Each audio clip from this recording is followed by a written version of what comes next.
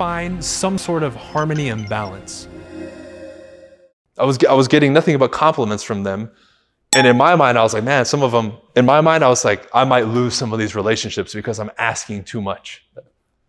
Again, you guys know the fear, right? Like you're going to do something, you're like, oh man, what if it goes wrong? That's all you think about. You never think about the positive, really. It's always what's going to go wrong. Better the relationships, right? So we did that. So that morning, that morning time, reading, exercise, basic stuff. So from 8 to 12, I'm on the phones or on the doors. I'm going after expireds, a lot of stuff that Frank talked about. I did that for 4 hours every single day. Now, I was a workhorse, again, no kids, none of that. So I was literally working 7 days a week. Do you have to do that? I wouldn't recommend it. It's probably going to drive you crazy. But the competitor in me is like, I want to get this thing. I want to hit $200,000 so bad. Like that goal, this is how serious that goal was, y'all. You know when you you go in your car and you open up the vanity mirror? I taped a note card there with a couple goals, but that was one of them. So every time I lowered the vanity mirror, I would see $200,000 in 2013, which is when I got my license. When I woke up in the morning from my bed, I had a couple things literally taped to the ceiling of my apartment. So as soon as I woke up, I would see it. The background of my phone was one of my goals. When I go brush my teeth in the mirror in the bathroom, one of them was there, right? Visual cues is what I call it. Key word here, symbolism. Because I would pause my story right now and ask you guys, if I was to go to your house or if I was to have a conversation with you, go in your car, spend some time with you, would you be able to point to me or identify symbolism that you have, pictures, whatever it is, visual cues, plants, something that represents something of that magnitude and importance to you in your life? Dream board. Absolutely. Right in front of you, you have prospect. Yeah, there you go. And that's a great thing to look at when you're making phone calls. It's right there in front of you, right? Now again, to some people this sounds corny. I get it all the time. Well, that's that self-help bullshit. It's like, dude, you need to see beyond it, because when you're out there knocking, let's say you're out knocking and today it's, 120 degrees. Is it pleasant to be out there door knocking? I've door knocked. I remember, I've door knocked in Florida. I've door knocked in LA. I've door knocked in LA when it was like 124 degrees. You think I wanted to be out there when I'm literally, and I'm wearing a full suit. I'm just sweating through it. You can see it because I wore like a suit color like that. And of course, when you sweat, you can see it. And I'm just a mess. I'm like, man, I'm just a puddle, right? Like, it's almost like when your shoes are wet, it's like while I'm walking, right? But I was like, dude, like, what's my other option? But that 200,000, and that could be, again, doesn't have to be monetary for you guys. I wanted it so bad. Like, I don't know if you guys understand what I'm saying when you want something that bad. Like, I remember when you would do the goal setting stuff, a lot of people do it. They kind of look at other people's stuff. They're like, yeah, I want to make 100,000. But very few people actually really connect with what they want to achieve. And that's a point I wanted to make today speaking with you guys, because when that, and this is the stuff that you read about, like in Napoleon Hill's book, Think and Grow Rich, like he talks about like genuine desire and understanding of what you really want. And for a lot of people, they think about that in terms of like money, right? Money's great, but that might not be what really pushes you every day. Maybe it's to, have a six pack. I don't care what it is, right? But I ask individuals, and when I come speak to them, I say, do you have that like connection with that, whatever it is for you? Because I do. And again, that's a constant evolution and it changes. Like for some people, they have a child, boom, suddenly their purpose is their children. I'm sure the parents in here can agree. Like there was probably a major shift when you had a child. Fantastic. But you've identified it.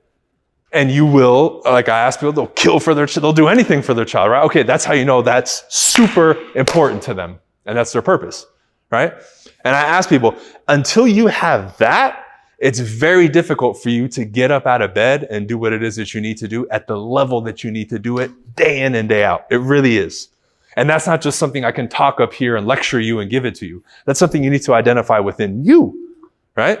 And I come back to that a lot in some of these like more, what I consider like basic lectures with people, because that's like skipped. Like, oh yeah, I already did my goal sheet, right? And I want people to give me detail. That I do. Oh man, that 200,000, like I lose sleep over it, right? Every time I make a phone call, I'm thinking of 200,000. Like that's the type of story I want to hear from the person that I'm talking to when they talk about their goal or what it is that they want, right?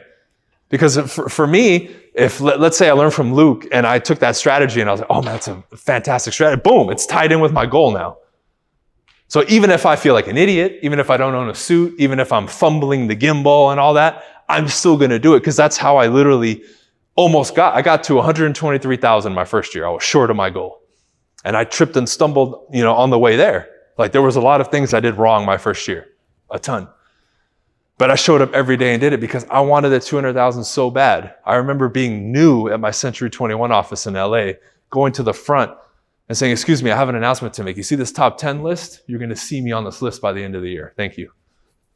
And of course, everybody laughs. Like, who's that clown? He'll probably be out of the business in 2 months, right? Because you guys know, like 90% of the people fail within a year. So of course, everybody, but in my mind, I was like, dude, I want that $200,000 so bad. That $200,000 will put me in the top 10, maybe near the bottom, but I want to be on the top 10. And every day I thought about it. I remember even leading up to, because I got on it 2 months before the end of the year. And I remember leading up to it, I was like, oh, dude, 2 more closings, I'm on that fucking thing, right? And then I told my broker, I was like, the day that I make the top 10 list, give me the pen, I'm writing my fucking name on the board, right?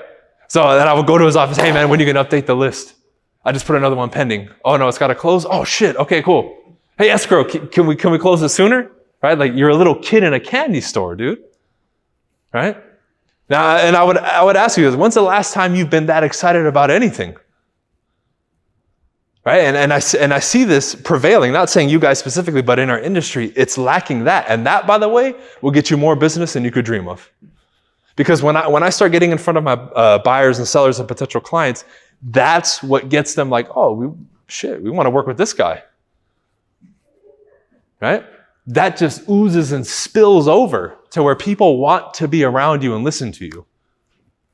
Because I'm sure you guys would agree to a degree, unless somebody reaches out to you, the real estate conversation for a lot of people, they're kind of like, Because what do they think? Oh, you're a realtor, you just want a commission, right? They already kind of have some of them that combative attitude. But when that's gone, they'll give you everything, right? They'll share their life story. They'll tell you what they really want to do, their true goals. You know how I know I started finding this out? Because I would go door to door and make a lot of phone calls. And before I was good, I was still a little rough. I stumbled over my words, didn't know my scripts that well, didn't really feel comfortable. And this is the key, comfortable in the conversation, right? And if you notice when I was role playing with Frank, regardless of what you think about what he said, there's no denying that he sounds comfortable and natural saying that, right?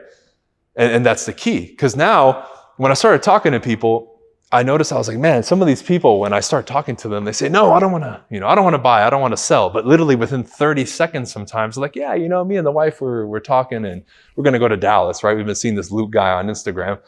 I'm like, what the hell, bro? Like 30 seconds ago, you said you weren't going to move ever. That they were going to take you out in a casket. Now you're moving to Dallas? What? But I found out, I was like, man, when you initiate a conversation with somebody, especially a cold conversation, you have that wall that you got to get through, right? Of course, it's normal, right? Fight or flight for a lot of people gets kicked up. And you guys have to understand that we're coming out of a period of years in most of the country where don't talk to people, don't touch anything, right? So it's almost like we want to communicate less, right? Because I remember going door to door in California before I moved. And when I would knock, contrary to what people think, they're like, oh my God, a human being, let me talk to you. And I would have to pry myself away from people that keep door knocking. I was like, man, these people are socially starved right now. It's crazy, right? But I started noticing, I was like, man, the better I'm getting at this, the more real I'm getting from people because that wall is melting away quicker. Well, how was that occurring? Well, from the repetitions and the studying and all the reps that I was doing every day. Because when I started, y'all, my minimum standard was 50 contacts a day. 50. Means I have to have 50 conversations with adults every day and discuss real estate. Whether they tell me yes or no, doesn't matter. Whether they cuss me out, like Luke was talking about, right? Which, thinking back now, I actually enjoyed when people did that to a degree, right? I was like, man, if I'm not getting cussed out and getting negative energy from people, I'm not doing it enough, right? And in the beginning, it stings. I get it. And a lot of people will limit their contact with people because of that. But you guys have to understand, if we were to assess the world here as a group and say, would you guys say that what we get from the world, social media and just in general, from people, media, news, whatever, would you say it's overwhelmingly positive or negative? Mostly negative. Negative. Of course. Everyone's like, negative. How is that even a question, right? So of course, if that's the resounding frequency out there, when you touch most people or come in contact with them for a second, what do you think you're going to get? And it's crazy. I see it snap out of people sometimes because I'll smile and be friendly and they have that smirk. And then it takes them like a couple seconds. You'll see them like short circuit in their brain and talk to you. And since you're giving them different energy, then they'll adjust and be like nice with you, where they feel like with everybody, they got to be like Bruce Lee. You know what I mean? Like, wow, get away from me, right? It's nuts. But the more comfortable you get and the more proficient you get with what you do now, and this is the key, as I got better, dude, I was like, I'm sure you guys can relate, especially you, Frank, because I know you're a prospector. You're excited to talk to people. You're like, bro, if you tell me yes, you're mine. That's my mentality. Not from a self-serving standpoint, because I know I can help you get the result, but I'm confident in wanting to reach out to people now, right? It goes back to what I said earlier too. If you guys did events like this, let's say every single one of you hosted an event like this, and you got up here and you worked the jitters out. Now you get more comfortable public speaking. Oh man, you're going to see somebody in the street. Tap them on. Hey, from half a mile away, I thought I heard you say real estate. Are you looking to buy or sell? Right? Like you wouldn't care. Maybe you would go about it differently, but you wouldn't be scared to death and pass up on the opportunity. Dude, I've been out randomly with people. Like let's say I go out with Luke. I've done this where I go to somebody else's city and hear people talk about real estate. Oh, excuse me, you guys are talking about real estate? This is Luke Jones, the #1 realtor here in Dallas. You need to talk to him ASAP. And people are like, what the fuck? They're like, bro, but that's what you got to do. But you're not going to have the courage to do that unless you're doing many other things that would build up the courage to do that. But you think, like in that case, that dude that I did that to, do you think he wasn't grateful? He's like, man, you're crazy. I was like, I'm not crazy, bro. Would you have done the same thing? He's like, yeah, if I had the courage. Exactly. So you wanted to take the action, you just didn't for whatever reason. Now, again, am I saying that's the best way to go about it? No. Because I said, look, I don't know if he's #1 or not. I just know he's good. You need to talk to him, right? I corrected myself, but still, in my mind, when I started day one in real estate, I aspired for moments like that, right? For me, those were the moments that when I looked into the future of like the movie reel of me, I was like, yeah, I'm going to be doing that in the future. Like capturing the room and speaking in front of people and raising my hand and, you know, doing the stuff that you would see and you're just like, wow, that's cool. Like, man, and then be like, I did that. I went from this to doing that. Even door knocking and cold calling to me in the beginning, I was like, man, I'm going to do it no matter what because I have to, but fuck, it doesn't look easy. Right? Like, so I was like, so I just go door to door and knock on the door. They're like, yeah. I'm like, all right. You know, and of course you're scared. I mean, I remember the first time I went door knocking, I took a freaking backpack with me. Like, how stupid is that? Like, and I'm like, oh, I got to pack water and all this stuff. And then like, when I got to the door, I look like a fucking student. Like, what am I doing? Right? Just ridiculous. But I still did it, dude. I still did it. And really, again, taking that step back and looking at it, all this stuff is simple. Right? If we're going to kind of relate it back to what I was talking about, all this stuff is simple, man. All the stuff that he talked about, what Luke did. Is it difficult? No, it's not. It's not complicated. Okay, he said you got to buy a microphone and a gimbal. Whoop-de-doo. 2 things. You could literally go on Amazon right now and buy it. Oh, I don't have the money. Find somebody that does. Hey, I'll pay you back in a month when I get my first buyer or seller. Be resourceful. That's what I did when I was new. I got into coaching before I even got my license. I got licensed in August of 2013. Officially, I got my real estate license. I was in coaching already by like June. And they're like, oh, like, and the coach is like, wait, you don't have your license? I'm like, no, I want to get ahead of the game. What we can do, let's do. He was like, wow, okay. I don't think I was the first that had done it, but even he was like, oh shit, like this kid's serious. Well, exactly, dude. Did I have the money? No. I figured it out. I said, you know what? I'm going to get a closing. I trust myself so much. I got a credit card. Again, I'm not recommending you do this, but I got it. And I said, okay, I can make 2 or 3 payments before it's maxed. I got to get some business. And that was just the attitude that I took. So whatever you tell me to do, I told the coach, whatever you tell me to do, I'll do it. Unless you tell me to like murder somebody, I'm not going to do it, right? But now, and I would ask people, are you willing to be that level of a student to the game?